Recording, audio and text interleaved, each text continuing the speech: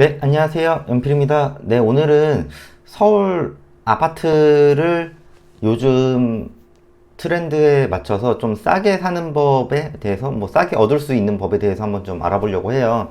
제가 오늘 이제 경매 사건을, 낙찰건을 좀 보다가, 저도 놓친 부분이 있어가지고, 이거를 봤는데, 어, 제 개인적으로는 되게 좋아 보여가지고, 이제 한번 소개시켜 드리려고 하거든요. 오늘 일단 낙찰된 물건이 뭐냐면은 빌라예요. 그래서 요즘에 그 서울에 사시고 싶은 분도 많고 누구나 아파트에 살고 싶고 그래서 서울 아파트를 항상 원하는데 서울 아파트가 이제 가격이 워낙 높잖아요. 뭐 예전에 몇 년 전에 높았지만은 뭐 가격이 많이 뭐 조금 하락하고 조정받았다고 해도 일반적으로 들어가기에는 부담스럽긴 하거든요, 사실. 그래서 요즘에는 어떤 식으로 조금 싸게 조금 기다릴 수 있을까 했을 때 저는 개인적으로 서울 빌라 얘기를 많이 해요. 그래서 서울 빌라가 몇 년 전만 해도 서울 빌라 산다 그러면 사람들이 그 제정신이 아니라 그랬거든요. 예, 왜냐면은 뭐 아파트 값이 오르니까 서울 빌라 오르는 게 아니다. 그리고 뭐 빌라는 감가한다. 뭐 여러 가지 말이 많았고 뭐 재개발도 너무 오래 걸린다. 이 얘기도 많았는데 저는 뭐 개인적으로 예전부터 서울 빌라를 사야 된다고 생각을 했었고, 예, 뭐, 사기도 했고, 뭐, 가지고 있고, 그렇긴 하지만은, 그냥 결론적으로 봤을 때, 서울은 빌라라도 사면은요, 땅값이라도 오르고, 그리고 수요가 워낙 많다 보니까, 전국에서 오잖아요. 이제 서울이라는 지역은. 이제 서울이라는 동네는 이제 우리나라의 거의 중심이기 때문에 지하철도 9호선까지 있고 뭐 서울에 경전철도 만들고 있고 네 그래서 이제 많은 분들이 원하시기 때문에 아파트를 살아야 되는데 안 되시는 분들은 또 서울 빌라를 살 수밖에 없거든요. 그래서 요즘에 서울시에서 뭐 신통이다 뭐하다 가로다 이래서 막 이렇게 저렇게 해서 막 재개발을 하려고 막 해요. 그래서 어 요즘에 또 전세 사기 이런 문제 때문에 이제 빌라 시장 자체가 그냥 많이 좀 흔들렸거든요. 그래서 이제 이 물건 같은 경우에는 반지하거든요. 네. 근데도 신권에 6명이나 들어왔어요. 네. 6명까지 들어왔으면은 들어온 이유가 있을 거라고 저는 보거든요. 그래서 이 물건을 한번 봐볼게요. 그래서 지금 위치를 보시면은 일단은 지도 내부를 보면 그냥 내부 사진을 보면은 진짜 썩어빠진 빌라거든요. 이 반지하에 반지하. 그래서 뭐 B035 막 이렇게 돼 있는데 방 겸 주방이라 진짜 방 하나만 있는 거예요. 그냥 떨렁. 그래서 평수도 5평이거든요. 5평은 진짜 작아요. 그래서 이제 이 물건을 왜 5명, 6명이나 들어왔고 1억 정도 가격에 누가 왜 낙찰을 받았는지 한번 분석을 해볼게요. 위치를 한번 보시면은 신림동이고 신림동 안에서도 지하철역이랑도 너무나도 멀어요, 사실. 그래서 이제 그 이쪽 가보신 분 있으실지 모르겠는데 여기가 진짜 지나갈 때마다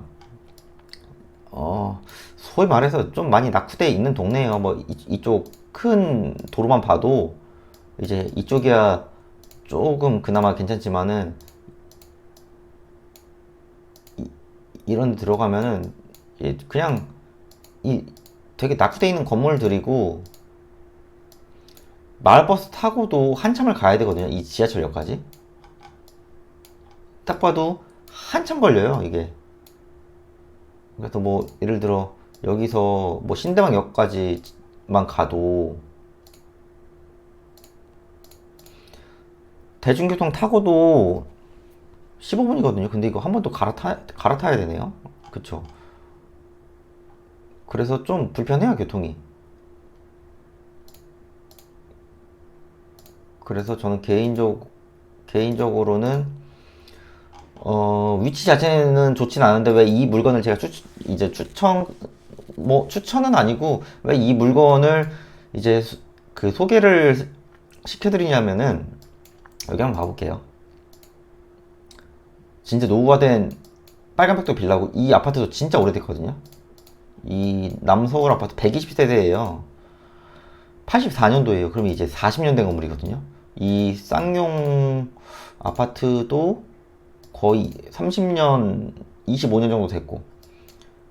그래서 이제 보면은 그냥 일반 빌라고 이 그냥 외관상으로 봐도 이거 개발해야 되거든요. 그래서 봤을 때 도로도 굉장히 딱 한 대 오면은 맞은편에서 차 오면은 약간 난감한 이런 자리인데, 이걸 봤을 때 이게 뭐가 건축 심의 통과라고 써 있죠.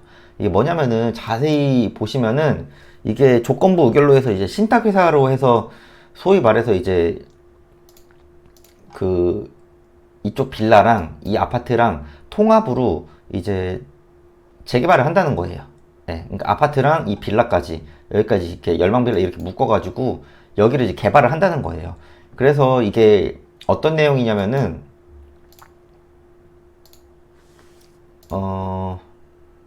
이게 보니 무궁화 신탁이었거든요. 무궁화 신탁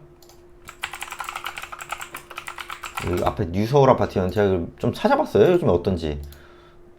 그래서 이제 23년 20 최근 기사 보니까 이게 한 열흘 됐죠. 사업 시행 계획까지 났거든요. 그러면 그 다음에 관리 처분 인가고 그 다음에 이제 이주하고 뭐 이제 새로 만들어지는 건데, 이제 대지 면적에다가 용적률 적용해가지고 지하 3층에서 지상 16층 규모의 아파트를 만들어 준다는 거예요. 결론적으로는 서울에 새 아파트 된다는 거거든요. 네. 그러면은 엄청 좋은 거죠. 네. 서울에 새 아파트 자체가 그렇게 많지가 않아요. 아시는 분 아실 거예요. 예. 그리고 이제 뭐 요즘에 유명한 아파트가 저기 둔촌주공 정도? 둔촌주공 원베일리, 그리고 나서 이제 뭐 여기저기 몇 군데 짓고 있긴 한데 서울의 신축 아파트 자체가 굉장히 부족해요. 그래서 저는 개인적으로 그 서울의 빌라, 특히나 이런 노후화된 빌라 위주로 좀 사라고 하거든요. 왜냐면은 이게 지금 낙찰가액이 9,500이고 이 반지하고 평수도 5평밖에 안 돼, 대지권이 3평 정도 되거든요. 그럼 이걸 나중에 이제 그 조합원이나 이렇게 돼가지고 분양을 받을 때 이제 비용을 조금 더 낼 수는 있겠죠. 이제 이건 그때 가봐야 알아요. 근데 우리가 이 반지하를 9,500에 사고, 반지하는 1층이나 2층이나 3층이나 4층이나 빌라는 아무 상관이 없어요, 어차피. 그래서 이제 돈이 조금 있으신 분들은 반지하 위주로 많이 사시거든요. 그리고 거기 그쪽을 공실로 냅두고. 그럼 9,500에다가 나중에 뭐 이제 추가 비용을 뭐 이것저것 내도 제가 볼 땐 분양됐을 때 그 완공됐을 때 시세를 비교하면 충분히 몇 억은 남거든요. 네. 그래서 서울 아파트를 당장에 내가 못 산다. 그러면 저는 서울에 이제 위치도 좀 고려는 해봐야겠지만은 이렇게 지하철역이 멀어도 어찌됐든 이쪽에 새 아파트가 생기면 수요는 있단 말이에요. 이 가격을 판단하는 기준도 또 세어봐야겠지만은 이런 노후화된 빌라를 사서 기다리고 있으면은 개발이 언젠가는 되고, 그리고 개발이 안 돼도 서울에 그 땅값은 올라요. 뭐 아시는 분들은 다들 아시겠지만 땅값이 오르면은 이 개발이라는 건 시간과의 싸움이거든요. 이분들도 분명히 개발된다고, 뉴서울 아파트나 이런 데도 개발이 된다고 얘기를 예전부터 엄청 들으셨을 거예요. 조사해보시면은. 네, 그래서 이런 개발하는 거는 시간과의 싸움이기 때문에 개인적으로 저는 이런 반지하 같은 거 싸게 해서 묵혀놓으면 된다고 보고, 뭐 이제 그런 얘기도 저한테 많이들 하세요. 반지하는 세입자 받기도 힘들다. 그리고 뭐 누수가 일어난다. 뭐 이런저런 단점을 얘기하시는데, 그렇게까지 반지하가 너무 이제 그러시면은 1, 2, 3층을 사시던가, 그래도 난 소액으로 가고 싶다. 그러면은 서울에는 반지하 하셔가지고, 이제 반지하도 수익 날 수 있는 방법이 많아요. 뭐 이제 요즘에 그 공간 대여 사업 같은 거 있잖아요. 뭐 예를 들어 에어비앤비라든가 뭐 단기 임대라든가 어떤 회의실 같은 파티룸이라든가 이런 용도로 해서도 충분히 수익을 낼 수 있거든요. 예. 근데 제가 이런 얘기를 할 때마다 사람들이 이제 거기 누가 오냐, 여기는 안 된다, 뭐 이런 얘기를 하시는데, 근데 꼭 제가 이제 얘기 들어보면 안 해보셨으면서 자꾸 이제 그 결론을 지으시는 분들이 태반이에요. 거의 90% 이상이거든요. 예. 근데 제가 볼 때는 충분히 가능해요. 예. 그러니까 뭐든지 좀 소액으로 해보시고 말씀들을 좀 하셔야 되는데, 해보지도 않고 이런 반지하 같은 거 사라고 하면은 아무도 쳐다보지도 않아요. 근데 이제 이런 데 조사해보시면은 또 분위기가 다 있거든요. 예. 뭐 이런 곳은 언론만 나와도 사업 시행 인가까지 나면은 이제 그냥 조금만 기다리면 된다고 보는 거예요. 예, 16층 아파트에 306세대. 네. 이쪽 분위기, 지금 분위기랑 아파트가 생기면은 또 엄청 달라지겠죠. 물론 교통이 조금 안 좋긴 해요. 지하철역이랑 좀 멀긴 해요. 그럼에도 불구하고 서울의 신축 아파트에 대한 희소성? 그런 것까지 고려하면은 가격이 그렇게까지 밀리진 않을 거예요. 이 동네도. 그리고 이제 초품화까지 아니지만 이쪽에 학군도 이제 학교도 있고 초중고도 있고 중학교도 있고, 그러니까 이제 너무 물론 제가 입지를 많이 중요시하긴 하지만은 입지가 너무 딸려도 그거를 대체할 만한 무언가 장점이 있으면은 또 괜찮거든요. 그래서 저는 충분히 괜찮다고 봐요. 그래서 서울 빌라를 어떤 그러니까 사람마다 좀 관점이 달라요, 이제. 근데 저는 개인적으로 서울 빌라는 뭐 지역 불문하고 이제 지역마다 약간의 차이는 있겠지만은 가지고 있다 보면은 이렇게 좋은 소식 있으면 더 완전히 뻥튀기 뭐 더블 이상 올라가는 거고, 그게 아니어도 천천히 땅값은 올라가고, 요즘에 그리고 서울 빌라 쪽이 전세 사기라든가 이런 문제 때문에 조금 경쟁이 그렇게 치열하진 않아요. 네. 그러니까 이제 그 동네 분위기 보고 호재 없는 부동산은 없거든요. 근데 그 서울 안에서 그 지역에서 이런 호재가 실제로 이루어질 수 있는지 없는 건지 한번 다른 동네랑 비교를 해보시고 그 정확하게 판단을 해보세요. 예. 판단을 못 하시겠으면은 주위에 학원들 많잖아요. 그런 분들 뭐 강의를 내고 들어보기도 하고 유튜브를 보기도 하고 그런 식으로 공부를 하셔서 판단을 하셔야 되는 거예요. 그래서 이런 것도 지금 그 최근에 9,500에 낙찰됐지만은 2013년 10년 전에 누군가는 5천에 샀거든요. 근데 이런 빌라도 가지고 있으면 10년만 가지고 있어 더블은 돼요. 서울은 거의 다 이러거든요.